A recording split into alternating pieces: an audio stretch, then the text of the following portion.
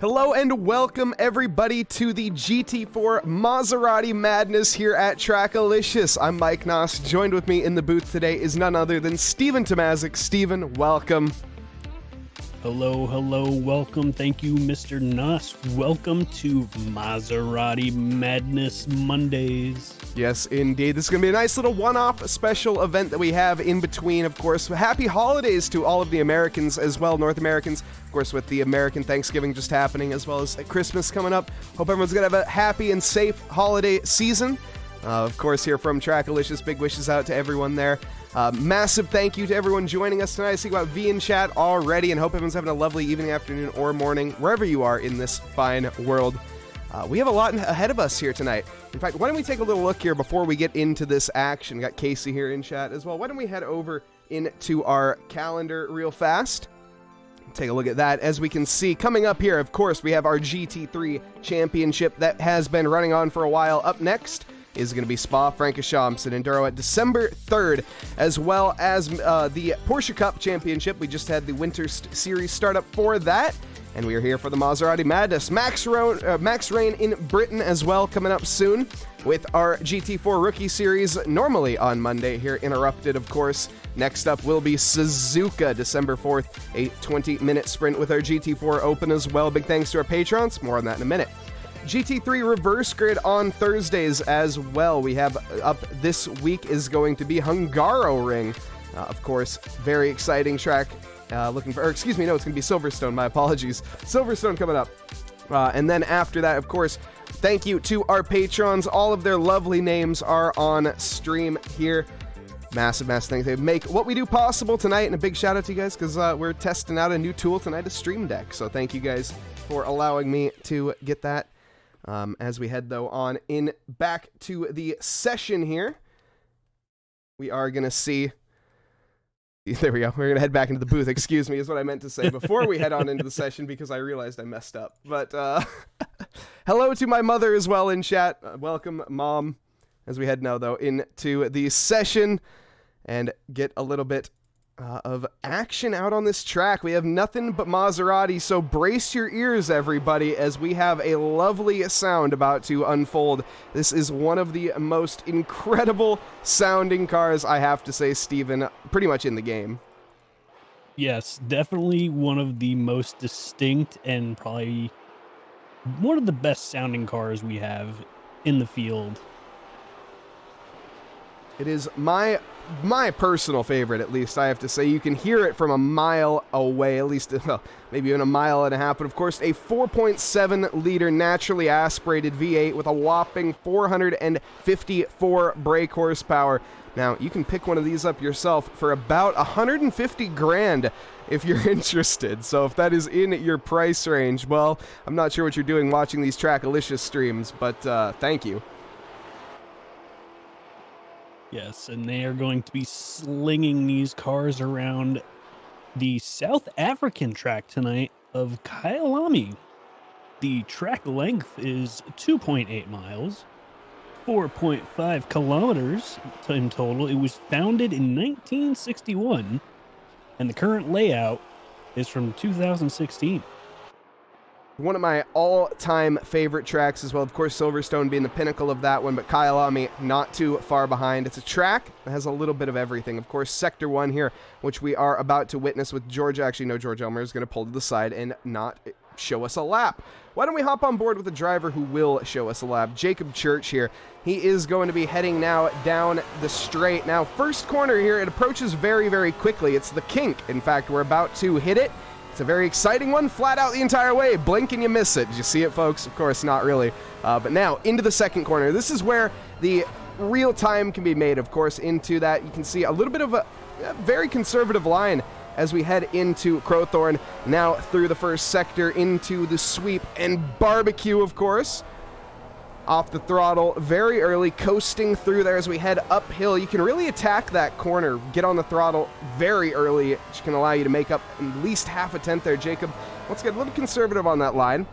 Now encroaching through Sunset, down a gear, you can hear the lovely Maserati gearbox and the engine as it roars and pitches down there. Now, Clubhouse Bend, nice and easy. as he is heading towards the S's. This is a tricky, tricky corner complex. Down a gear, you can see so off balance. The Maserati is very hard to get a grip with most of the time here at Kyalami. We have some pretty good track conditions, so is going to be helping the drivers for that. Now up to the top of the hill, really leaning on those inside. And now the downhill, the mine shaft, everybody's most feared corner complex is coming up here. The crocodiles, so difficult. We're going to see some very big lunges into there as there's so much room to be had. You can see Jacob planting himself there in the middle of the track and then veering slightly over to the left. Can typically stick over the left or plant yourself. Now, coming now into the most famous corner, the cheetah doesn't take a bite there out of Jacob's lap this time around. But it will in the future. I have a sneaking suspicion. Maybe not Jacob, but at least one of the drivers. Now, Steven, around the final corner to the start-finish line here, Jacob Church, it is looking like a very good improvement as he comes to the line up to P13. Yeah, P13 is a good place to be. You're right there in the middle of the pack. So you can definitely capitalize on anybody who messes up in this first sector. And also, question from Carlos Guzman. Welcome, everyone. We have Sorting Keyboard Carlos Guzman and ORT. We have Fort 6696. Nice. We have, Carlos, can you join? No, unfortunately, you are a little bit too late on those signups. These have been posted for a while. You got to keep an eye out on these things. But, oof, big twitch there from the back end of Jacob Church. Struggling this lap. Up at the front, we have Nikolay Polikov. Currently sitting on pole with a 150.4 and in the pits happily. Up next, Pablo Navarrete, the Argentinian driver in the Just Driving, number 14. An incredible livery, I do have to be said. The gold complementing that green surprisingly well.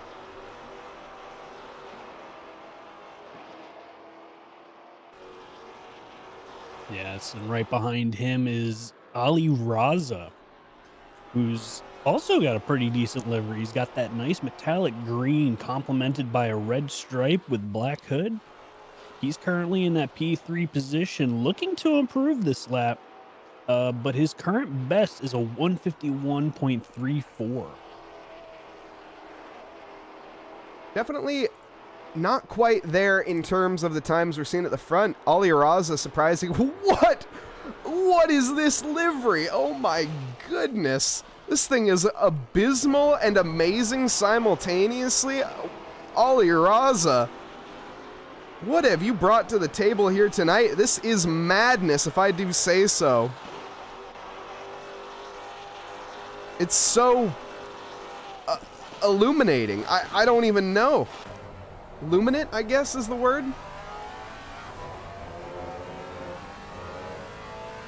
And we now have the checkered flag is being flown, so any driver who's out on track right now can complete their laps. And as you come across the line, this will be your last chance to improve. Ali Raza is going to improve as well, just not enough, unfortunately. Improves 3.5 tenths. It wasn't there to get that position over Pablo Navarrete or Nikolay Polikov. Nikolay was very confident with his time, parking it into the pits very early. Just able to sit on that time and really able to flex on the rest of the field, a half a second up over the Argentinian. That is truly a pace, really not matched. No, it's not, and he is currently about 4.5 tenths up on Pablo Navarrete.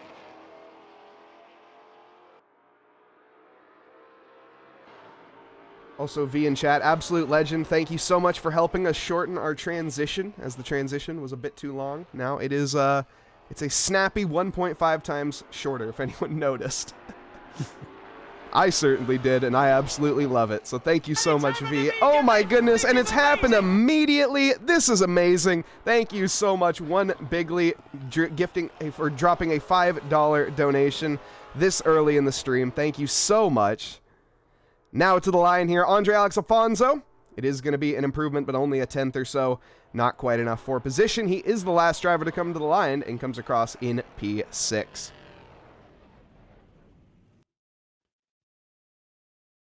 And immediately into the next session. You love to see that. Nice and snappy, as we have solid 19 drivers here tonight for the madness that is to unfold. Of course, the Maserati, a car that is not quite the bread and butter of a lot of these drivers. Now, don't take that away. A lot of these drivers actually do have a surprising amount of practice behind the wheel. I know Eric in chat, he is one of the drivers that does. Unfortunately, he has to go kick a ball around inside of an arena and isn't able to to join us here tonight. Nonetheless, why don't we get into it here and meet our drivers ahead of us. As we have it here, starting in P1, Nikolay Polikov. Going to be in the Monster Energy MRS. Unfortunately, don't see the livery for that one tonight. But up next, Pablo Navarrete in the Just Driving Maserati. Of course, it's all Maseratis here tonight, all the time. The number 30 in P3, Ollie Raza, the Rocket Racing Canadian. Rounding up the second row, Lucas Lichten in P4. The very interesting livery as well. It's a very, I will say, very nicely done livery. Daniel Lund in P5, the eSky WP Racing team, the number 17 American driver, next to the Portuguese driver of Andre Alex Afonso in P6. Now, George Elmer, the American, in P7, the number 22 Simnut Racing, up next to him. Professor Chronotis with the Flying Private. Nice, a Jet Engelman livery to the table here tonight. With Darren Thomas next to him in the Warm Soup. Very interesting. Warm Soup, Sleek Silver Madness, 613. And Milos Tansky up next to him, rounding out our top 10 in the Breaking Bad inspired livery, the 411, with Kyo Jr. behind him in P10. Kyo Jr. in P11. Potts Weaver, 12th quickest in the Martini Racing. Lovely tribute livery there, with Jacob Church next to him in P13. Jan Rodrix, 14th quickest in the baseline racing, with Simon Tonkin bringing up P15 in the Got No Brakes. Sam Warden in P16 there, rounding our row 8, or bringing up row 8, the number 77777, eSky WP as well, with Mike Patrick Company in P17, the number 7. Lots of 7s here tonight. Mikhail Kabanov in P18, the number 326, new to the Trackalicious field, if I'm not mistaken. And Michael Cortez is going to be our driver here, rounding out P19. Last but not least, of course, the number 716. With 18 drivers on the field here, as we seem to have a disconnect in the midst of this. Cars all going to be starting up. We are about to hear some noise, everybody. We're about to have a lot of 4.7 liter V8s open up and head out for this outlap. Now, Kyalami, 2.8 miles, located, of course, in Kyalami, South Africa. 15 corners, 9 to the left, 6 to the right, with about 25 meters of elevation. Very exciting, and now I have been deafened out by the roar here coming down the start-finish line. Yes, deafened out by the roar as these Maseratis are set to go racing. They're coming down right now the front stretch, warming up those tires, coming on up to the first turn of Crowthorne. Holy smokes, Nikolay Polikov using the maximum slip angle there for sure. Shout out to Darren Thomas Snoopy for that one. Yes, and a fun little fact about these Maseratis, they do not have ABS or traction control, so you have to be very, very cautious with your inputs on those. I'm sure you that don't want to is send too much throttle. the first of many times tonight that we will be quoting that fact, I'm sure. Of course, though, 2 20-minute races ahead of us. This is going to be the first. We'll have a qualifying after that as well, where the drivers will have to do the same thing they had before, an open 12 or 13-minute qualifying, I can't remember, 14, something like that, where they'll have the time to qualify and then able to set some more laps. Now, this is a livery I think that everybody wants to take a look at. This, of course, being a Jet Engelman special. Jeremy Engelman, very, very talented livery creator. Maybe even the most talented livery creator that I have ever met. I mean, look at this. Just look at how the lines contour on this car. I don't know if that's proper terminology, but let's just say this. For anyone who doesn't know and hasn't made a livery, this is not easy to do. Having this line meet up with that one, Of course, in the ACC, you have a wire mesh that you are making it out of. I've made a livery in the past. The Morton Salt McLaren, of course, tribute, or trademarked. But wow, this is just something else. Yeah, I've tried my hand at making liveries for the Aston Martin, and I do not know where things fit up. So I'm currently testing and trying it out myself. Now, nowadays, though, there are quite a few softwares I know to help with the wrapping of liveries and whatnot. Now, I'm pretty sure this livery, if it's made by Jet, this is made the hard way back in the days. Not to say the liveries made nowadays aren't made in the hard way. It just allows for bigger and better potential, of course.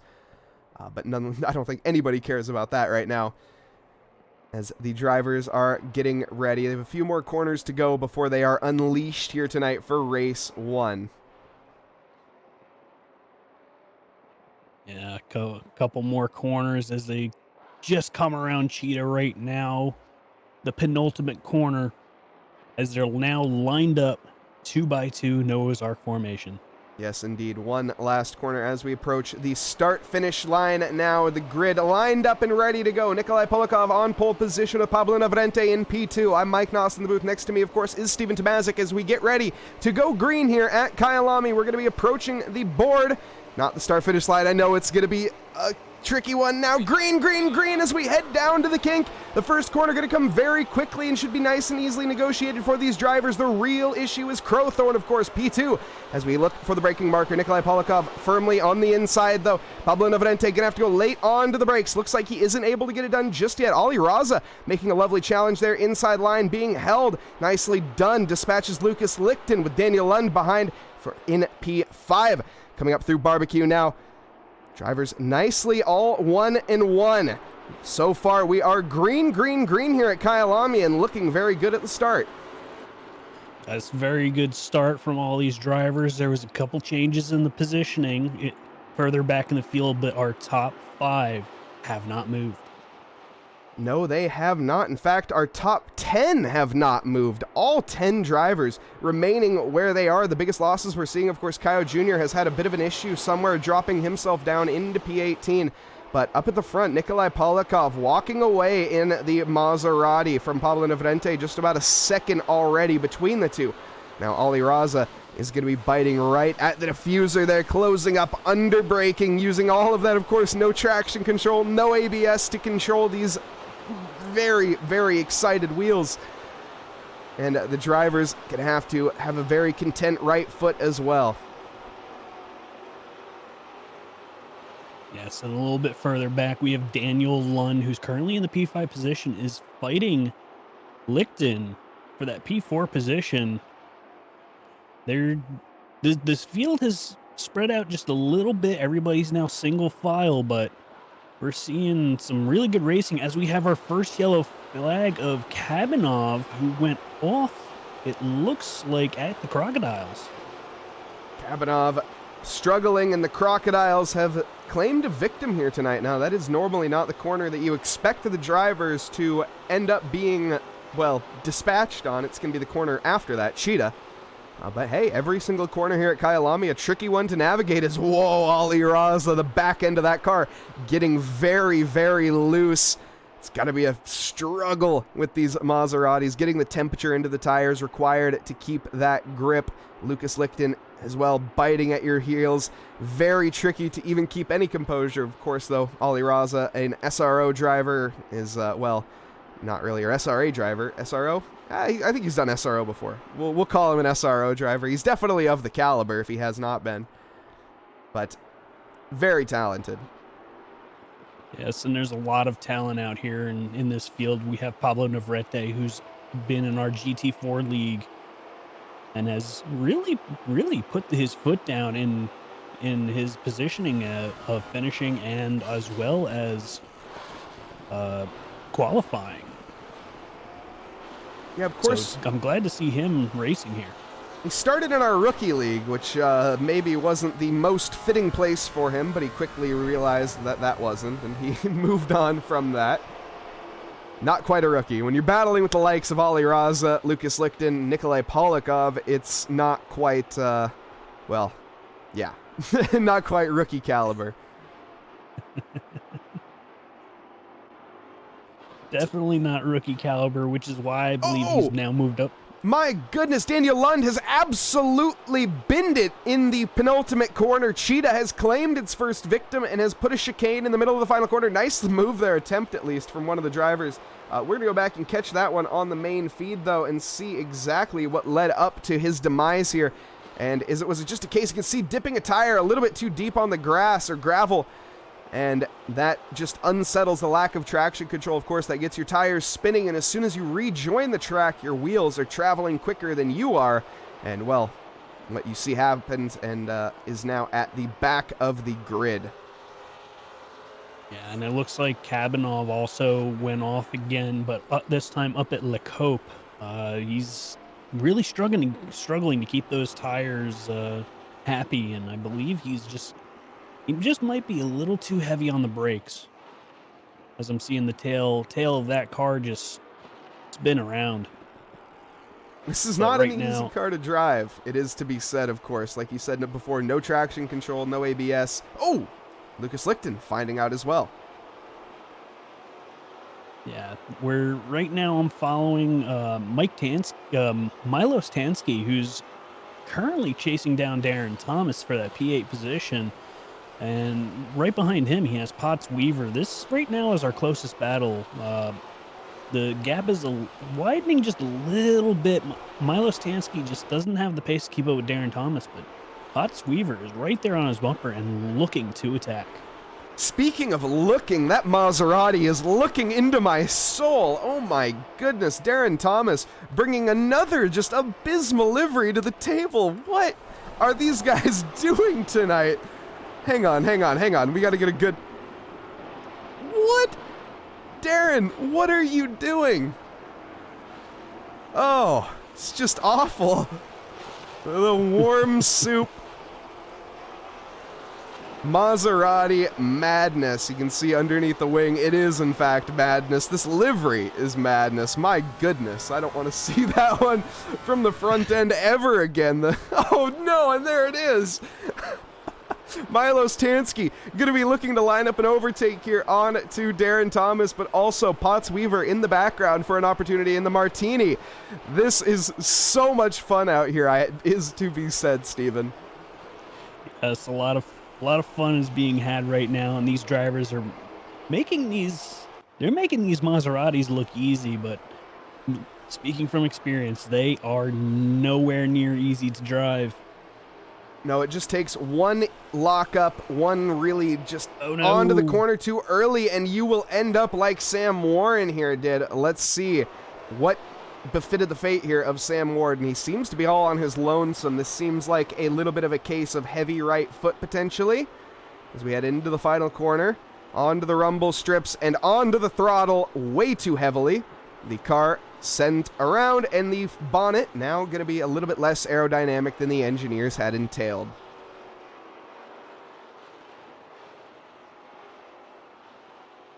And actually, Sam Warden retiring from this race, going to be looking up into the next race, hopefully for a better result. Yeah, but this battle still for P8 is still one of our closest battles going on right now. Potts Weaver is really trying to find his way around Milo Stansky, and Milos has had an answer for every move that Weaver has tried to make. Yeah, Potts, he's a good overtaker, it is to be said. He just isn't finding the right moves here at Kyalami, the Maserati. Maybe just not quite the confidence in the equal machinery. I know Potts Weaver drives normally the McLaren, so very familiar in regards to the McLaren GT4 car, but as his experience with the Maserati is, I'm not sure now. I know Milo Stansky, he's taken the Maserati a spin or two around different tracks, and as you can see, really the confidence, it is there for Potts Weaver as he is closing up, but just not quite enough to really stick it down the inside and send it there to Milo Stansky. As we say that, he might have gotten a run, but unfortunately, Milo's just still closing that door and keeping him in the rear view mirror. As Through Sunset, very, very deep goes Pottsweaver. Definitely not quite the line you want to be taking if you want to keep those tires in good condition throughout this race. I shouldn't be saying that. 20 minutes. You can throw them away. These tires are going into the bin in the end anyways. Who cares? Just push it to the max here. And Pottsweaver, hopefully, well, he doesn't overdrive it as he just did there slightly. Also, earlier I wanted to address John Hawley joining us. Welcome, John Hawley. Did you miss the fun track facts? I'm pretty sure you joined as I was going over them, so I think you managed to nail them.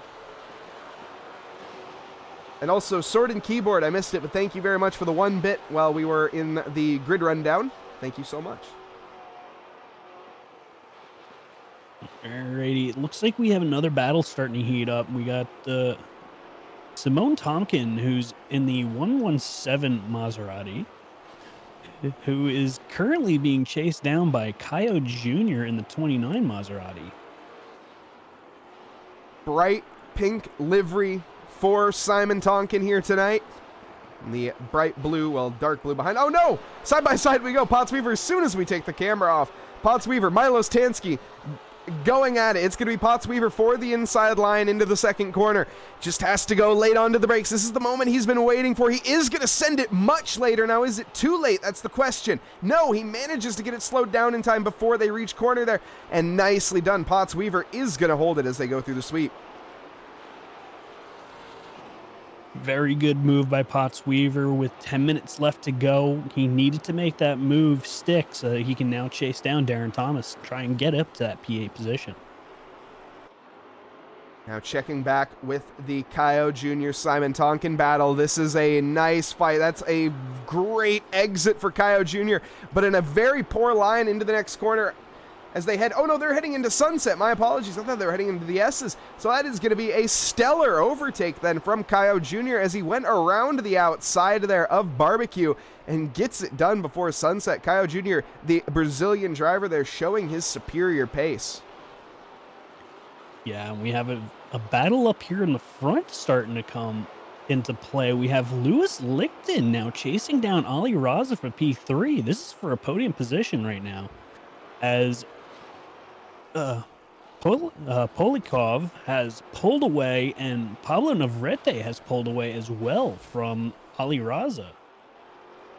Yep, both drivers checked out up front. They are going to be just looking into the next race and saying, how can we do a repeat of this? Of course, Pablo, he wants to be in the P1, but it is to be said, looking at lap times, I think our only driver into the 150s is going to be Nikolay Polikov. To be fair, Pablo Navarrete, his fastest lap is a 151.000. So is he into the 150s? No, is the answer. He's still in 151s. But he's very close. 10 thousandths of a second off at least. Yes, very, very close. And I'm sure he's really trying to lay down that rubber to try and improve that, to try and take away that fastest lap away from Polyakov, but I don't think that's going to happen tonight.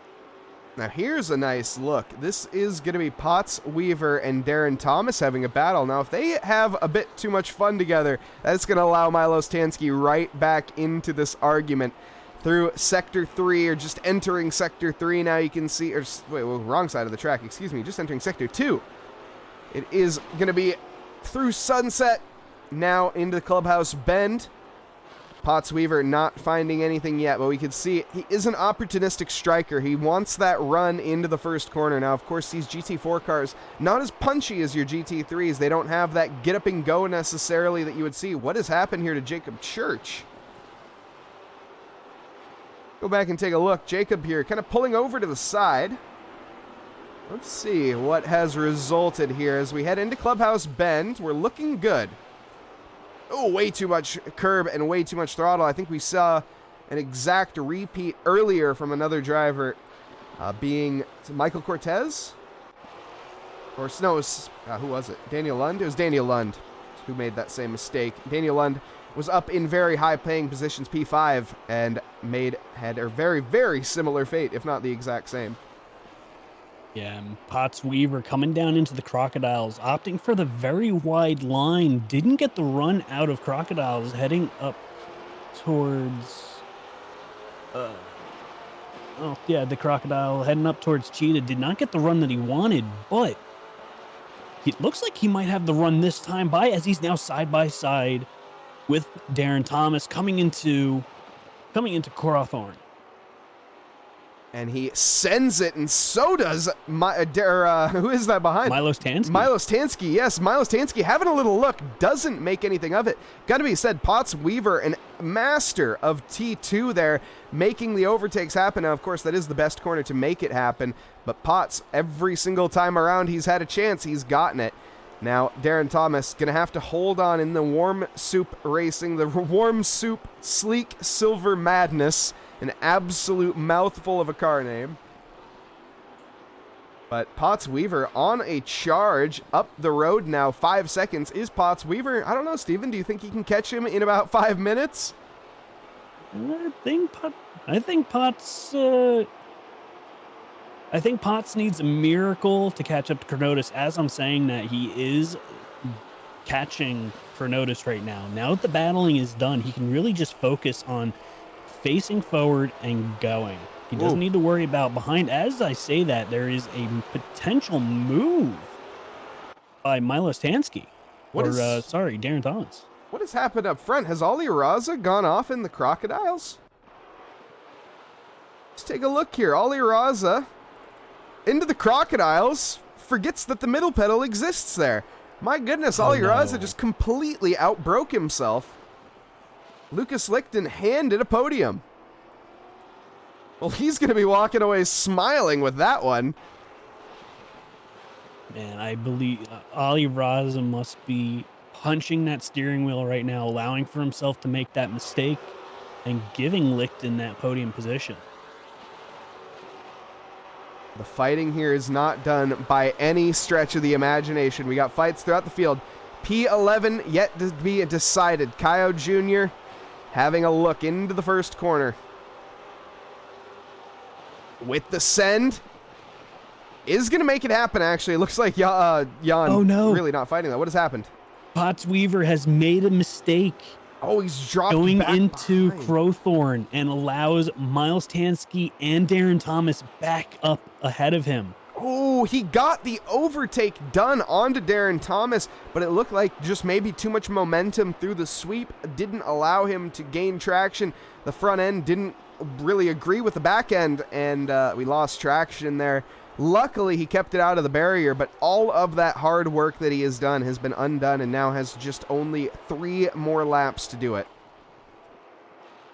Yes, and looking further back, Lund has finally got around Rodericks and is still chasing down Kyo Jr.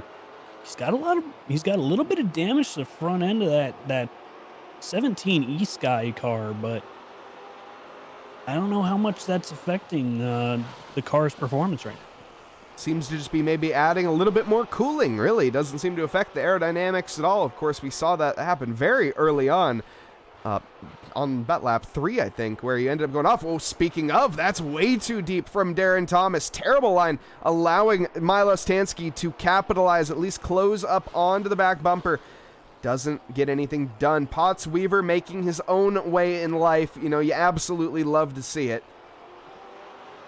Yes, but keeping up with these cars ahead of him, he does have that slipstream. Hopefully the cars ahead are punching a nice big hole in the air for him that he can potentially make a move coming down into Crowthorne. So he's lining it up here in the sights. Nicely covered off, though. Milos Tansky not going to be falling for that. A little bit deep. Maybe the switchback available. Not quite, though. The Martini going to have to wait on that. Like, oh, big send at least, or maybe a little early on the brakes. And it's going to be a nice move as well. A look at the very least. Side by side we go. Up next, it's going to be a left or a right-hand corner. So the advantage should be Milos Tansky's. Can we see late enough onto the brakes for Potts Weaver? Side by side into Sunset. It's going to be naturally understeery. You can see that outside line washing off onto the tires. Or the dirty... Oh, and there's contact! That's going to be a hit between Potts Weaver and Milos Tansky. Both drivers remain stationary. Unfortunately, I think there is only one driver to blame on that one. But we can go back and take a look. Ooh, as we rejoin nice and spicily, allowing for some opportunities. Let's go back and take a look at that again. The inside line open.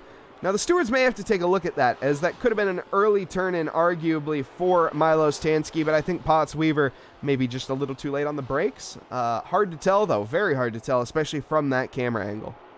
Yes, very hard to tell, but that has now opened the door up for a lovely three-way battle now for P9, as we now have Kaio Jr.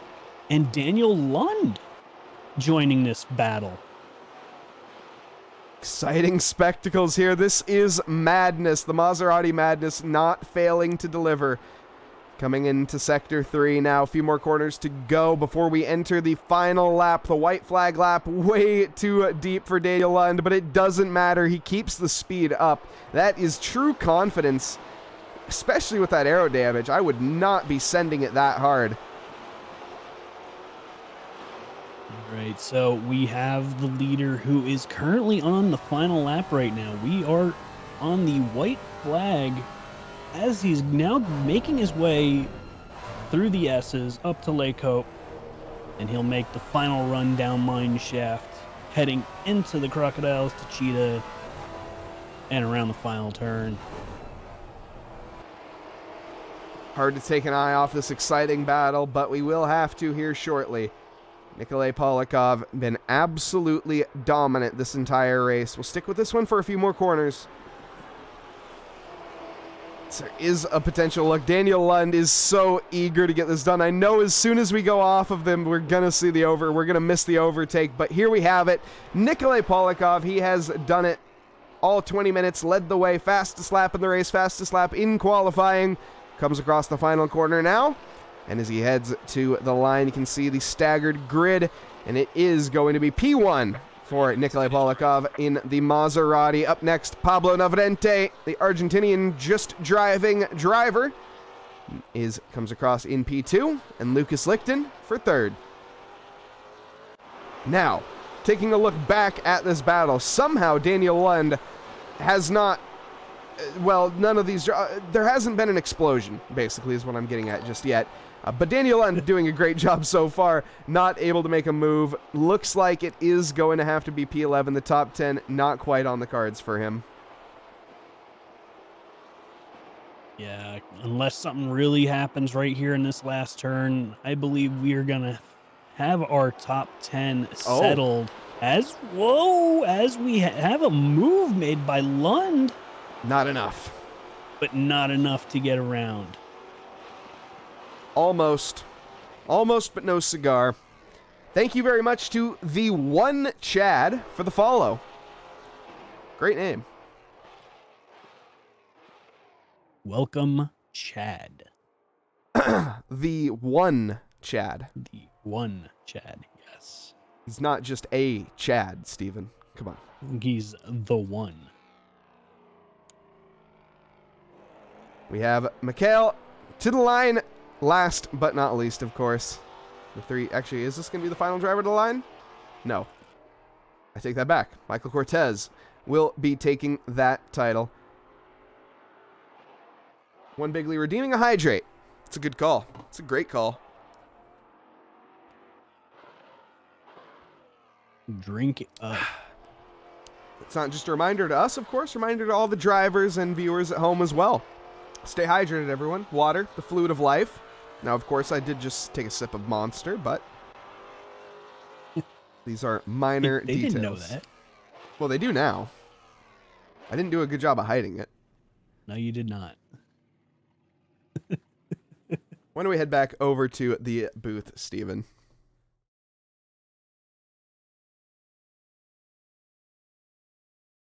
Oh, boy. Some really, really good racing there. Yeah, it really was. I got to say, the Maseratis, a car maybe not everyone's bread and butter, not quite their first car of choice out on the field, but it really has some excitement to it, I have to say. Of course, no traction control, no ABS. The driver's relying on pure skill and pure skill alone. We are immediately into the next quali session as well, are we not? Yes, we are. No free practice to boot. We got 15 minutes of quali ahead of us. Before that, though, why don't we have a little bit of a update on what's to come here in the near future as we head on to the calendar here. You can see our Porsche Cups coming up, of course, on Sunday. That's going to be this Sunday, in fact, over at Spa-Francorchamps, December 3rd. Definitely look forward to that. Our main event as well, the GT3, on the same day at the same track. Up next, of course, we have our special. This is the Maserati Madness you're watching. Max Rain, though, at Britain, December 21st. A nice one for the holidays. Definitely sign up for that. It's going to be all of the rain in England. Really going to be a truly challenging and a fun race. As well, our GT4 Rookie Series. Now, of course, if you're looking to dip your toes into the very large tank that is Simracing, of course, this is going to be a very great place to start. A little bit smaller of a fishbowl for you. Maybe a nice easy start. All levels are welcome, of course. Rookies on SimGrid, that is. All rookie levels are welcome, so not all levels. But nonetheless, very exciting, super fun championship that we obviously broadcast the first race. There are 3 races total. First one broadcast, the second are not. Because, of course, we have our GT4 Patreon Championship that we offer as well. That'll be at Suzuka. Both of the races will be at Suzuka and in GT4 cars. And also our Thursday reverse grid. That's going to be Silverstone this Thursday. GT3 reverse grid. Super fun. Thanks to Professor Chronotis, for putting on that script that makes that possible. As well as a big thanks to all of our patrons that make what we do possible here at TRACKILICIOUS. All of their wonderful names are on screen. They all have a ticket into my heart. Thank you guys so much. And if you guys are interested in supporting, of course, you can take a look. Patreon there in chat, as well as we have our Discord, and all of the events that I was just talking about are on SimGrid, and the Discord button not working. All right, that's fine. The Discord button doesn't want to work. We'll fix that one in the future. You know, you can't have everything work first time around. No, this is where you work the kinks out in the new system.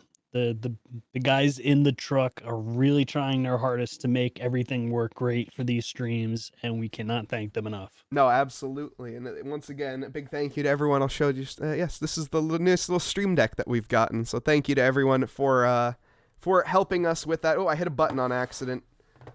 I was doing that. Well, there's the SimGrid again, everyone. So if you are interested, it's double been posted now. And if you're not interested, it's still double been posted. So check it out. Plenty of fun championships. You can type !GT3, !GT4, and so on. Rookies open. You can find those, all of our championships available through Twitch chat nice and easily. So thank you all for supporting, and thank you all for watching. We're going to head now down into the session to see these drivers putting on some laps. Yes, as we currently have our first rounds of the track that will count towards qualifying. We have Milo Stansky currently the first car coming out onto the track, as he's now making his way down into the crocodiles. Getting a good apex there with a good exit. Working his way up towards Cheetah now. Got to be very careful with Cheetah, as that inside curb will send you off into the Shadow Realm if you hit it. And now turning around the final corner of Ingwe, down the front straight, and across the line for a 153.7. Not quite the lap times that we were seeing last time around, that's for sure. There is more along the lines. Daniel Lund. Oop, I don't have the times up. Let's get those up so you can see them. Oop, there they are. 151.6 currently what we're looking at for pole position. Now, of course, during race pace, we were seeing into the 150s, so expect that time to drop by, I would say, at least a tenth. Or, excuse me, at least a second. Obviously, I'd expect it to drop a tenth. Yes, and the driver to keep your eye on for pole position right now is Nikolay Polyakov in that number 40 car, as he's making his way through Crowthorne and now on his way up to Jiski Sweep and Barbecue. You're braver than me. I don't dare try to... I just call it the sweep. Sweep. I don't know what I can't. That's the one corner name on this track that I cannot do. As we have, Ingwe, Liakop. Those are not too bad, but I'm not sure what the it's very, yeah, I just don't know. It's a very Afrikaans name, it seems, or I think maybe it's even the Belgian. Jukski sweep. Jukski, that sounds fairly Afrikaans. You need some more flourish on it, I feel, but We'll go with it. But does John Hawley asking, does the Maz still have an entry list in any IRL series? I'm going to be honest, I don't know, but I'm going to go out on a limb and say no. Of course, this is the 2016 Maserati that we use here. The balance of performance may be slightly out of date, as of course we have the newer Camaros, the newer Mustangs, the Supras that have been added. I think this car maybe just not quite up to the BOP standards, as well as just the power standards that we see of modern day GT cars, especially the modern day GT4 cars. I gotta say, they are absolute monsters. Even though they are just souped up road cars, they're still very souped up, very road cars.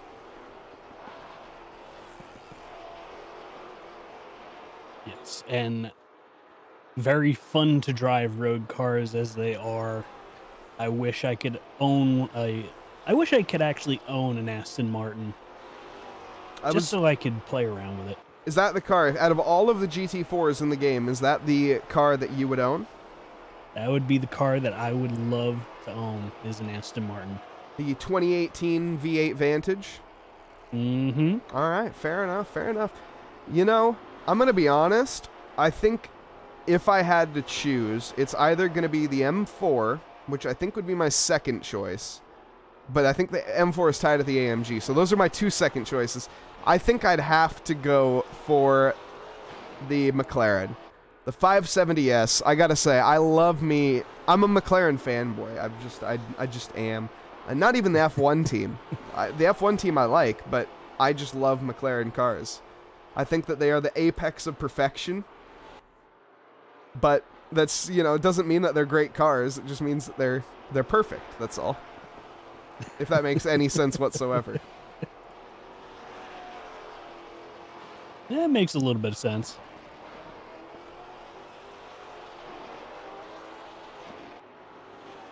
So we now have more of our drivers have dropped some relatively good times. We have Polyakov in P1, followed closely within 0.4 of a second is Pablo Navarrete, who's also then followed by Daniel Lund. Ali Raza not dropping a valid lap last time around, but is currently on a heater and looking to improve his time. I thought Ollie started in P3 last time around. Yes, he did. All good. Yeah, Ollie looking to have a little bit of an improvement, but just not able to close that 1 second gap from Nikolay Polyakov. That is the consistent factor here, is that 1 second gap has been... It's been 1 second. He isn't able to really close up to the likes there of Nikolay Polyakov. Very tough. It seems Ollie Raza maybe just not quite too well acquainted here with the Maserati. Also, Eric in chat saying, keep up your career as a commentator here at TRACKILICIOUS, Steven, and you'll get what you want in a year or two. Eric, if that's the case, where is my Bentley? I want my Bentley Bentayga. Bentayga? Bentayga? I don't know how to pronounce it.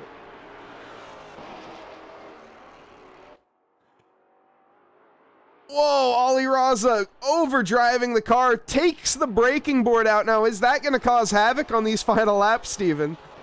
I have a feeling it will. We still have 5 minutes left of qualifying. And just getting that little bit loose coming out of Cheetah has now potentially halted everybody's progress in that final sector. Darren Thomas abandons his lap. Looks like he's going to come into the pits and try again. He's got to have to get out there very quick as well. Now, Nikolay Polyakov, he's on his out lap, trying to set himself up for a good one this time around. Get the heat into the tires, get those core temperatures up, as well as the brakes. The brakes here at Kyalami, very important. This is a track where especially into turn 2, Crowthorne, you need a lot of stopping power as it's a downhill braking zone, very deceptive on how early you actually have to brake compared to some other corners.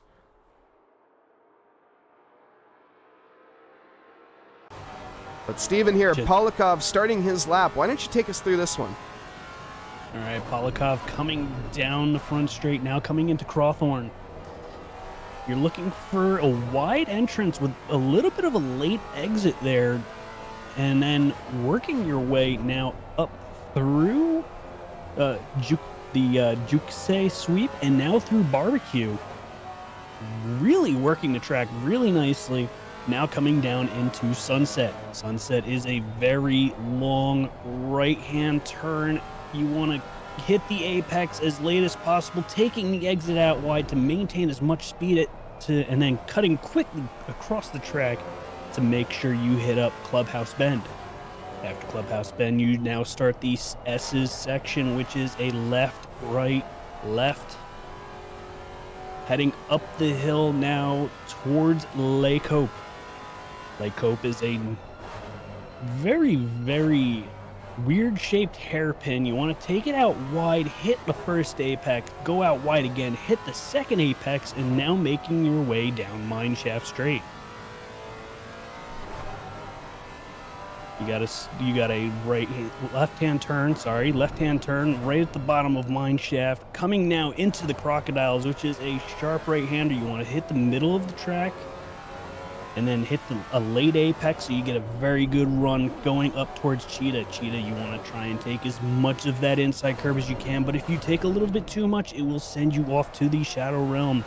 And now cutting right back across over to the right-hand side of the track to make sure you get onto Ingwe and across the line.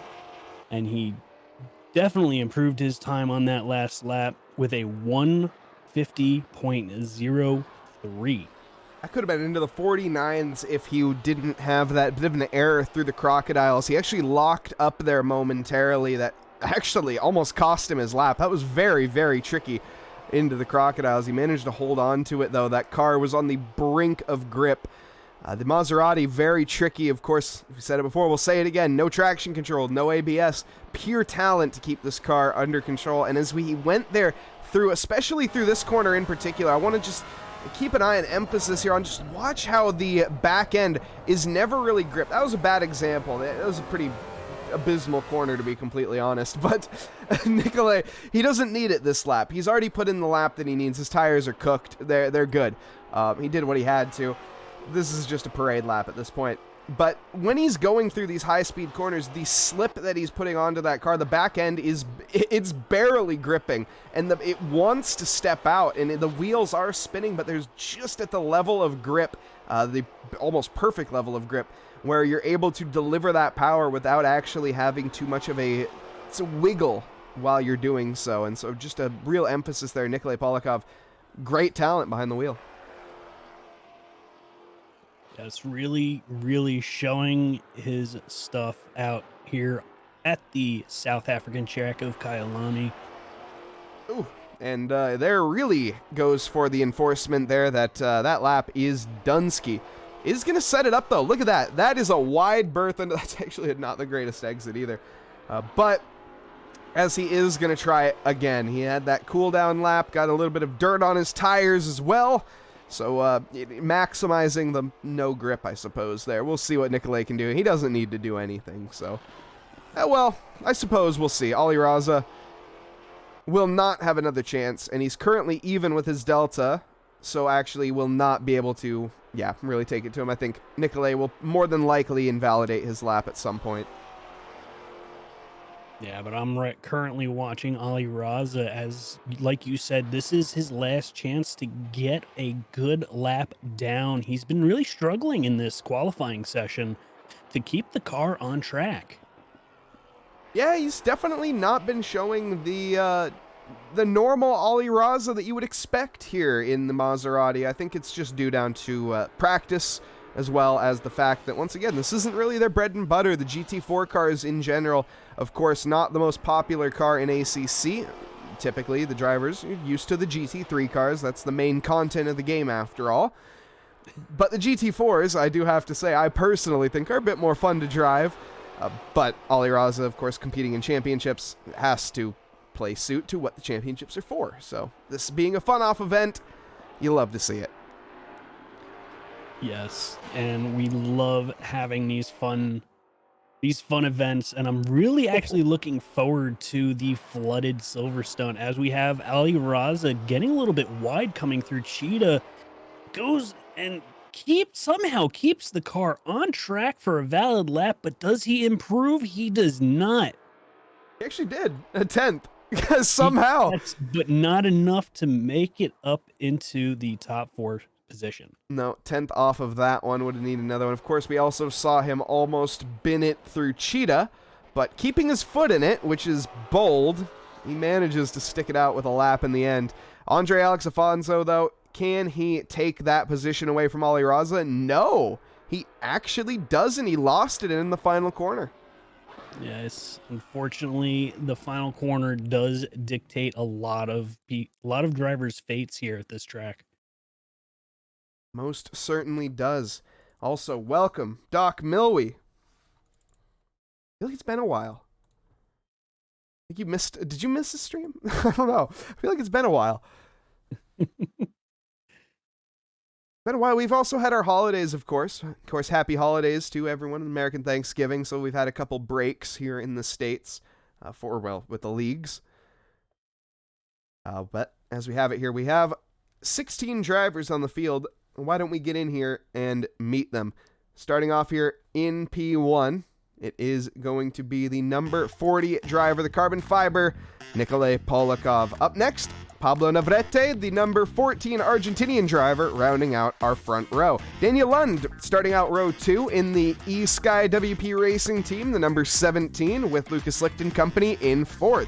Ali Raza, 5th fastest in the number 30 Rocket Racing, the Canadian driver, with Andre Alex Afonso, the Portuguese driver company, in 6th. The number 999 with Chronotis in P7. George Elmer rounding out row 4 in P8. The number 22 Simnut Racing with Darren Thomas company in 9th. Milos Tansky rounds out our top 10 in the Maserati Breaking Bad inspired livery with Jan Roderick's company in 11th. Potts Weaver, 12th quickest, the number 13 with Simon Tonkin. Potts Weaver, 12th quickest, the number 13 with Simon Tonkin in P13. It's very confusing. Jacob Church, 14th quickest in the 1 Bigley, with the Michael Cortez in the Noobs Junior Racing in P15, the number 716. Last but not least, it is going to be Mikhail Kabanov in the 326. Now, Mikhail struggling a little bit last time around, going to be trying to improve, keep it between the mayo and the mustard mostly for now, and have a good race with hopefully Michael Cortez and Jacob Church in front. A lot of these drivers, though, eager here to get underway for race 2. Steven, this is going to be an exciting one. Yes, it's going to be a very, very exciting one. We got a really good look of how this second race is going to go with these drivers.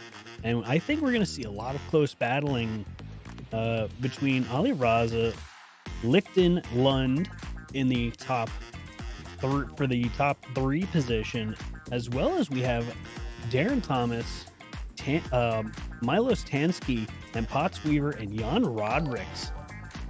I'm thinking we're going to be seeing a nice battle possibly for P8, as we also have George Elmer up there. Most certainly a nice little rundown of the grid here before we get into the session, of course. This is the calm before the storm. We're about to have 16 V8s all fired up and ready to go. Oh my goodness, and actually, as we have it, Nikolay Polikov is going to start from the pit. So Eric in chat saying someone tell him to go last to first. Well, was he maybe reading chat? I think he is. And this will be a very fun challenge to see how he handles this.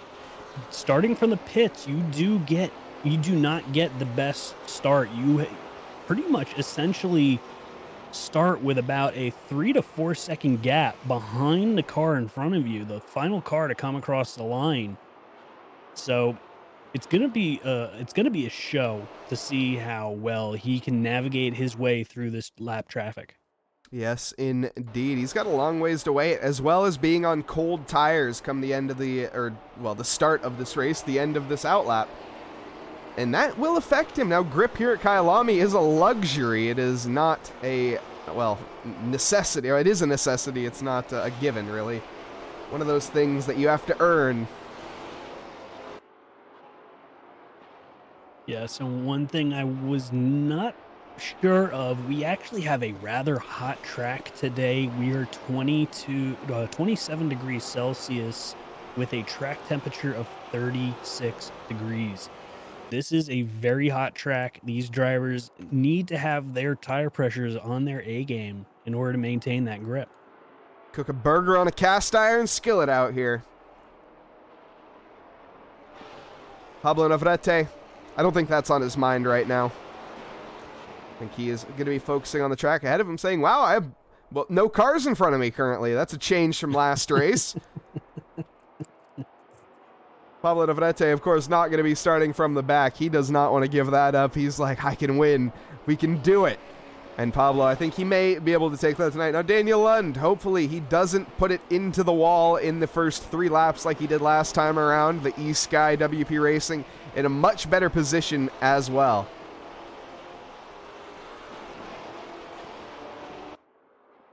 Yeah, so definitely in a much better position, and with the wide open space that's going to be in front of him coming to the line, he's definitely going to have a really good run coming out of the final corner, as we're now starting to line up in our 2x2 Noah's Ark formation as we're finally making our way around Crocodiles.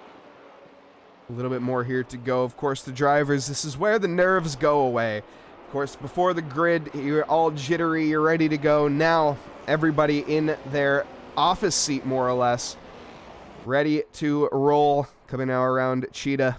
Hopefully we don't see too many drivers end up victim to that corner tonight. We saw surprisingly few, in fact, in race 1.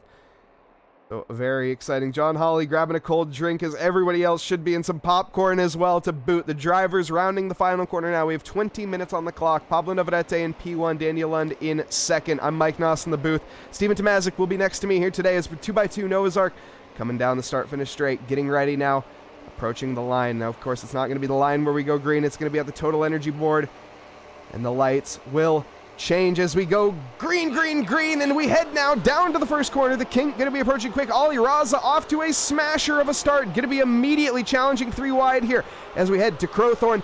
Has a look. Going to have to be very brave onto the brakes, and he is, but you can see that 3-1. Lucas Lichten closing that gap up. Ali Raza backs out of it. Very smart. Not able to gain any ground. Lucas Lichten falls back as well. Daniel Lund holds P2. Lucas Lichten in third. Ali Raza in fourth. Behind that, Andre Alex Afonso. I think he managed to make up... No, he didn't make up a position. Kronotis up a position from someone. Very interesting, but I think that is all, of course, due to the grid star Nikolai Polikov starting at the back. So far, though, Steven, very, very clean here once again. I think Potts Weaver has managed to make up a position on Jan Rodrigues, but other than that, Andre Alex Afonso dispatched one by Kronotis. We're pretty clean here. Here goes another one. Afonso going right back at Kronotis. Yes, Afonso getting his way, getting back around Kronotis, but Kronotis just edges him out to try and keep that position, but Alex Afonso is right there and is still attacking for that position. But unfortunately, Kronotis cannot keep the position. As we have further in the back, Darren Thomas has now just gotten around George Elmer. And Ali Raza right now is looking to attack Lucas Lichten. It's a straight-up drag race here into the Crocodiles. The outside line being picked for Darren Thomas, the inside for George Elmer. Darren holding his momentum as well. Now that is a confident overtake. Manages to go around the outside of the Crocodiles. George Elmer really didn't have much to fight that, it is to be said. He tried as hard as he possibly could, and he's going to try again. Nobody's lost it on the final corner. Gets on the throttle too early and ends up putting it the wrong way. George Elmer could have had it all, but unfortunately it has gone from riches all the way to rags. Oh, man, you hate to see it, as we already have. Oh my, Wow. Polyakov is steaming through the field right now. Starting all the way in P16, has on the first few laps has already made it all the way up to P10. As we will resume back here with Polyakov, we're going to cut out at a terrible time, unfortunately. We're going to cut off in the middle of this move. I can already tell you this right now. It's about to happen. It looks like he did get the move done, though, and so at least we got the gist of it. But Polyakov now, as you can see, what allowed him ahead of Michael Cortez there in P10. Really up the positions as well. Starting in the pits, no deterrent here for the Monster Energy MRS of number 40. MRS! Wait, no, not Maserati. That's MS. Okay, never mind. I don't know what MRS is. You gotta love three-letter acronyms, you know? Yes, you gotta love them, but we have the battle for the lead starting to pull away from Lucas Lichten and Ali Raza. And Ali Raza is really attacking the rear bumper of Lichten right now. And he really wants to get this pass so he can try and keep up with that lead pack. As we have Potts Weaver going yellow. Loses it coming out of Crocodiles before Cheetah, and now allows Polyakov up into the P9 position, who's now fighting Milo Stansky. Somehow Jacob Church has landed himself back into P15 here. Let's see if he ends up actually back at P last, I think, momentarily. Here we're going to see George Elmer with a run. Jacob Church not really feeling it in race 2, it seems. Definitely off the pace. I think there might have been something that has put him off as he qualified in P14. And Jacob Church just not on it in race 2 tonight. Is going to go for the defense. Nicely done, though. Late on the brakes. Holds it on the outside, but unfortunately that line just favors Jacob Church. Jacob Church no longer P last as Milo Stansky. How the heck did he end up here? I was unfortunately not watching that. I was keeping an eye on our lead pack here. So this is Milo Stansky. Did he have some help? Oh, that is... Ay. He did have help going around, unfortunately. I think that was Polyakov, in fact, that, well, I think there's only one car really to put the blame on, unfortunately, there. That was not quite on. The room was there on that. Polyakov maybe a bit impatient, misjudging the speed as well. Maybe not blame impatience right away. Slight misjudgment, but nonetheless, the result was the same. In the car facing the wrong way, and if this race was stewarded, we may see a penalty heading his way. Jan Rodrix. Nicely done. Gets it handedly. Kabanov, no response, really. Can he head it down into the Crocodiles as we head down the hill now towards the mine shaft? And no is the answer. In fact, George Elmer sending it in as well. Now that is a Daniel Ricciardo-esque lick the stamp and send it. George Elmer late on the brakes. You love to see that. And is he going to do it again into the Cheetah? That would have been crazy. And oh, speaking of, no, Mikhail Kabanov loses it, unfortunately. Kabanov hits the inside curb of Cheetah. Luckily doesn't put it into the barrier, but keeps it going for now, facing the right direction. George Elmer, though, oh my. Does he have this? He's got the run. Fakes to the inside, goes back to the outside now. Going for that late apex. A little bit, not as good of a run coming out of the corner as Jan Rodrix, as they're now heading up towards Barbecue. But he's sticking with it, goes a little bit wide, might have dumped a tire into the dirt. We have a development up here for P1 as well. Daniel Lund heavily pressuring Pablo Navarrete. That gap was down very tight. As we've moved into the sweep, it has lessened slightly. Now, coming up to the top of the hill, Leakop, as we head back down the hill towards the mine shaft. Once again, the long descent down. Can hop on board with Daniel Lund. Now this is our current P2 sitter, looking to take control of this race. Can see the alternate lines being taken, and really Daniel Lund on the superior line, able to flow the speed just much more smoothly. Doesn't have to cut back over to one side and then back to the right. It's interesting, though, that Pablo Navarrete, that was his qualifying line as well. So able to carry that speed. I'd be very interested to see if he held the left-hand side, what sort of pace he would have. But, of course, everyone different driving styles. Now, back onto the hammer down the start-finish straight. Daniel Lund, just a little bit too far behind. Yes, just a little bit too far behind, but he's still in that slipstream. And all the drivers right now in the top 4 have been close together, and they've been holding that slipstream. Unfortunately, Lucas Lichten getting a little bit loose coming around Crawthorne is potentially opening up the gap a little bit, and is now going to put him at risk to Ali Raza, who will have that slipstream behind him, as we see Ali Raza losing time too. What has happened here to Michael Cortez? Was this an assisted spin? I couldn't tell, honestly. It didn't look to be. He gets out of the way. That's bold to get on the throttle like that, but I will say you're parked in the middle of an apex. I don't blame you. It's a tough decision, though. Of course, holding your brakes, the priority, you know, nothing happened. So at the end of the day, we're not, you know, we're pulling at straws here. Side by side, though, Jan Roderick, Simon Tonkin, inside line into Sunset. Simon holds the position. Oh, switchback attempt, though, for Jan. Another switch attempt. Not going to happen, though. Lizzie, welcome. Right. Welcome. Giving some energy to Michael Cortez. Hello, welcome, Lizzie.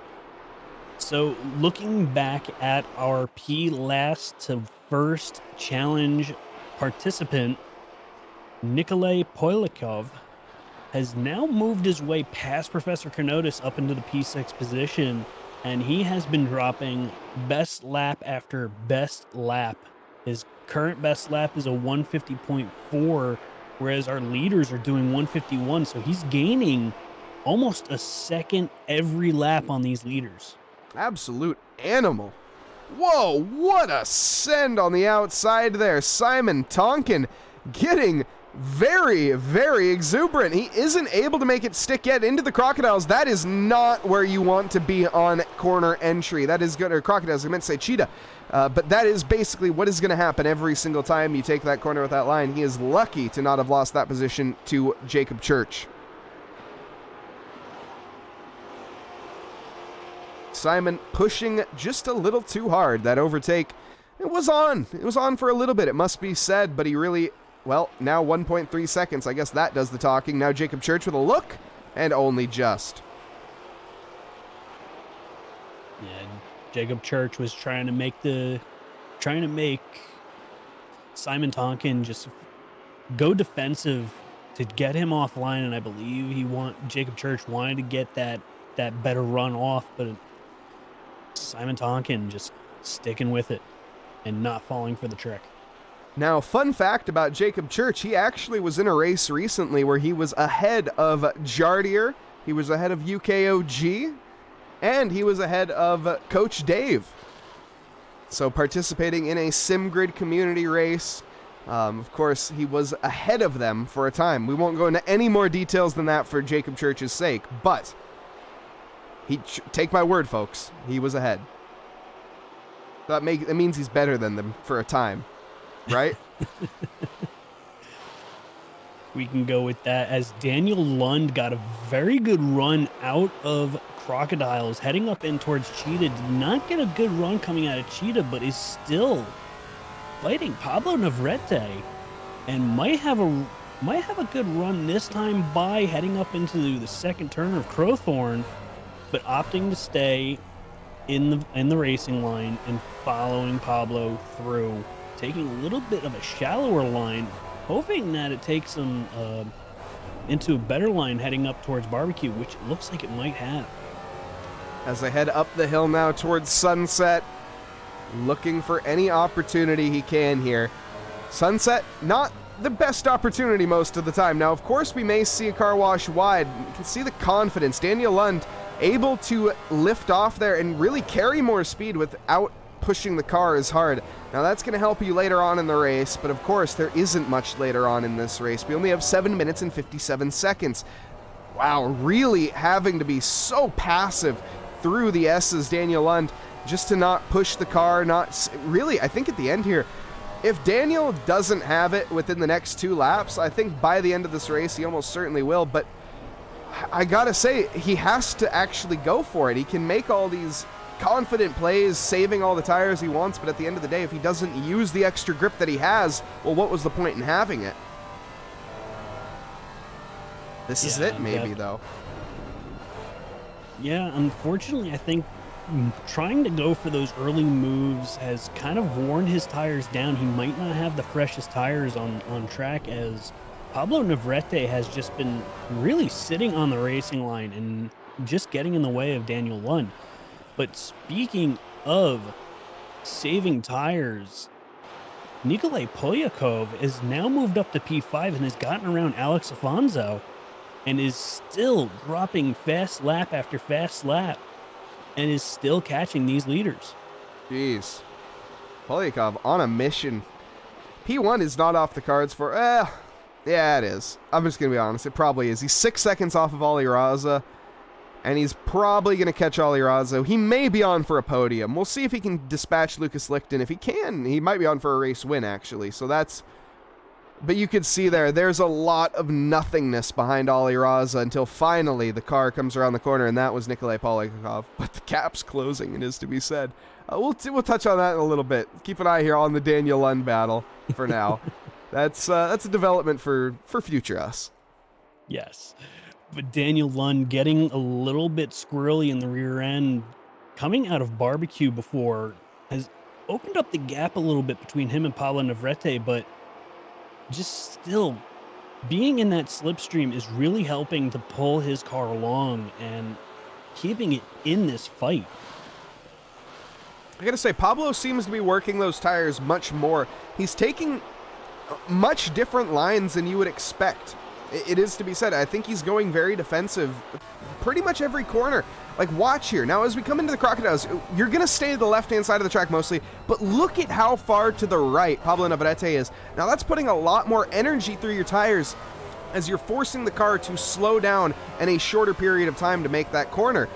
And, of course, taking a sharper corner on top of that, so you're using just more rubber all the way around. And Daniel Lund, he's driving so smooth. Just that there not the smoothest as he really gets the hammer down on the Maserati onto the start-finish straight. Spins the wheels, and that is going to, as a result, have Pablo Navarrete walk away here on this lap. But he really keeping it together and able, he just needs one opportunity here down the start-finish straight. And I think he has the rubber under braking. As you can see, every time under the first corner, he's gaining. Yeah, he's gaining coming in through the first 2 corners, but I believe he might have smelt a little bit of blood in the water as I saw Pablo Navarrete dip a tire into the grass coming out of Cheetah, going a little bit wide. And I think that's why Daniel Lund really, really floored it coming out of Ingwe to try and get that good run. And unfortunately was unable to keep the tires from spinning. That could have been the difference. Could have made the win here. We'll see if that pays off later on, or hurts him later on, rather. But it is neither here nor there. It's out of the mind, it has to be, for Daniel Lund, and really only focusing on what he has to do, which is make this overtake. Not too worried about Lucas Lichten behind. The gap, 1.3 seconds, fairly comfortable. It seems Lucas is working off here of Daniel Lund. Also, an update there onto Nikolai Polyakov. It seems that the charge, not going to happen. I do not think he has the pace to make the overtake onto Ali Raza. He's 4 seconds away with less than 4 minutes left. He is not making up the 1 second a lap that he needs onto Ali Raza to catch him even, nevertheless overtake him. You say that, but his last lap was still 1 entire second faster than our current leaders last time around. I'm going to keep an eye on the lap times, and I think he might have at least P4 in the bag. I just don't think Ollie's going to hand it to him. He's got... Ollie's going to fight him till the end. It's one thing to catch, it's another thing to overtake. And if I know Ollie Raza, he likes a bit of fun. And these cars, no championship on the line here. Ollie Raza is going to give it his absolute all. So we'll have to tune into that if and when that does happen. But for now, keeping an eye with our leaders, Daniel Lund and Pablo Navarrete. Nothing much has changed here for a few laps, as Daniel, he's been trying to feel Pablo out, but just not really found anything. He's seen some weaknesses. He knows that he's better under braking, but he just isn't able to get the acceleration and get fully alongside before they reach the braking zone to make any sort of difference.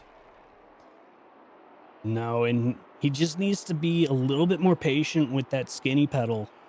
And because if he can get the power down and get better exits, I think he could get that P1 position, as I'm now following Milos Tansky, who's going after Simon Tonkin as they come around Crowthorne up through the sweep and towards Barbecue. He's a little bit on a recovery drive, trying to get himself back up into the top 10, but I don't think that's going to happen, but he might get that P13 position.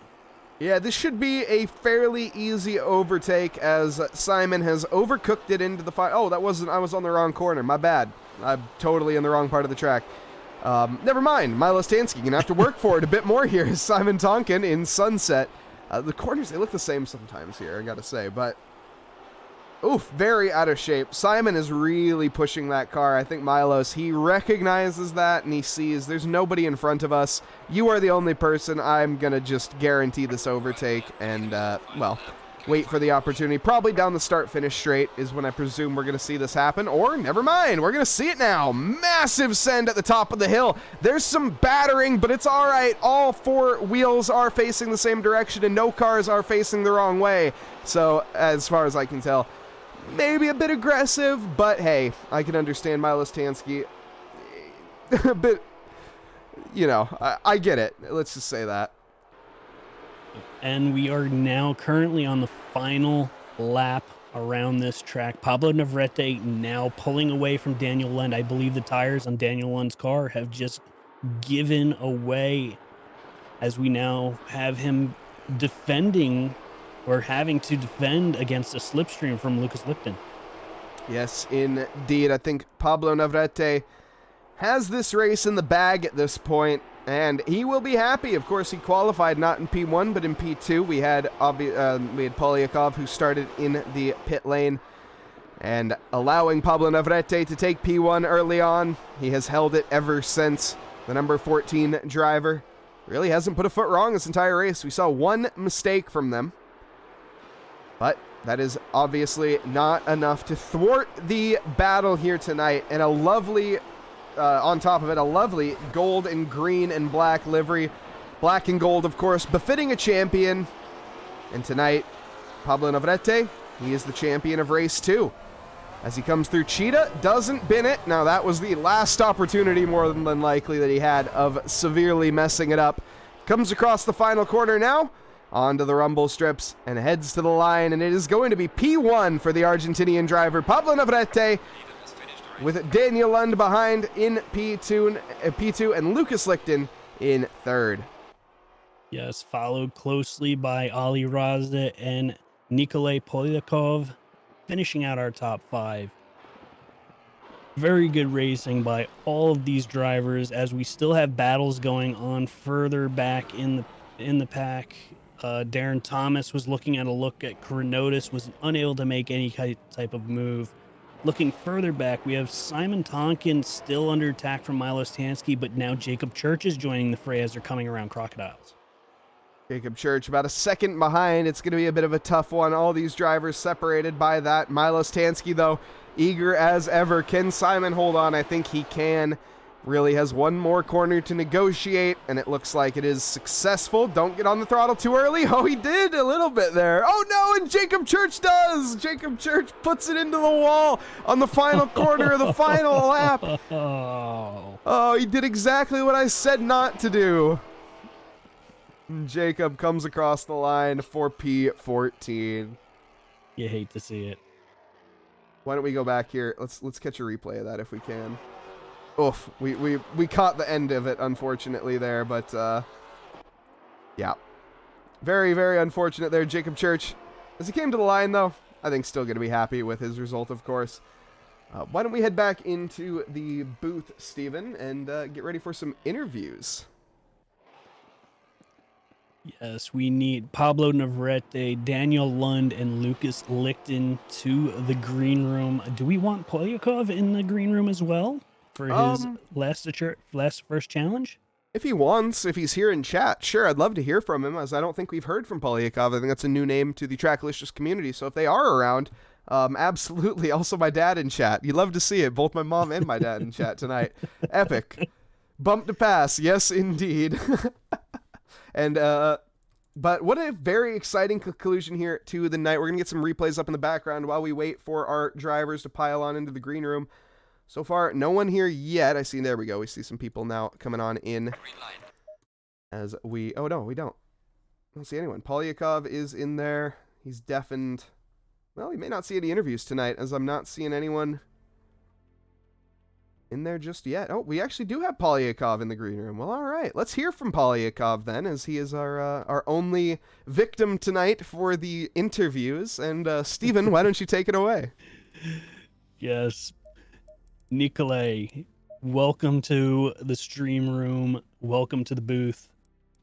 You had a very good race for the first race, just pulling away from Pablo Navarrete and then opting for that last to first challenge.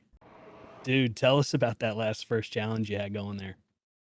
Maybe I make it too hard, and it might be more interesting if I just start on the back, not in the pits. But in any case, I have one sub-challenge, make pace for all the race. You definitely showed there with that pit start. I will say, yeah, it would have been, you probably could have took the win if you did start at the back of the field like you're saying there. But with the pit start, even still, you had a nice little fight. We did see that contact. Now, do you have anything on that contact? I won't now see the replay, but I think it's some racing more like racing accident. Both can not make the best. Yeah, I definitely, on our end, maybe a little, we'll see. Obviously, I couldn't tell from the camera angle either, to be completely honest. But great racing it is to be said. And Nikolay, is this your first race here with Trackalicious? Nope. No? Oh, goodness. I make it in several months ago on Porsche Cup.